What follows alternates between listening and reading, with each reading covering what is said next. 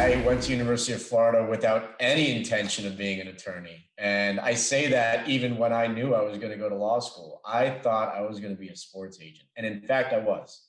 I started a sports agency in 2007. I actually interned 2 years earlier with a group, Career Sports Entertainment, CSE, led by Lonnie Cooper, Keith Grunwald, Mark Carmody, Molly Fletcher. I mean, they were big time.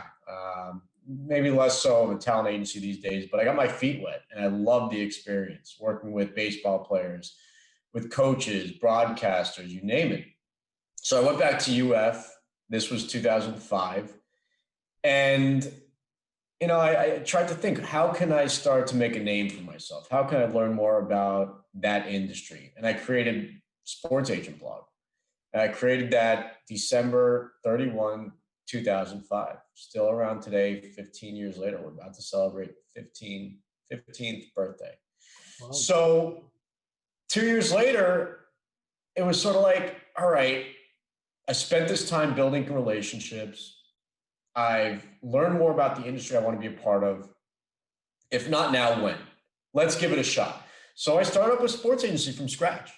And it was nuts. I mean, representing basketball players, putting them overseas. I remember we represented Carl Krauser and some other names that some of your listeners may be familiar with. We represented professional bowlers with their marketing, baseball players, and so on and so forth.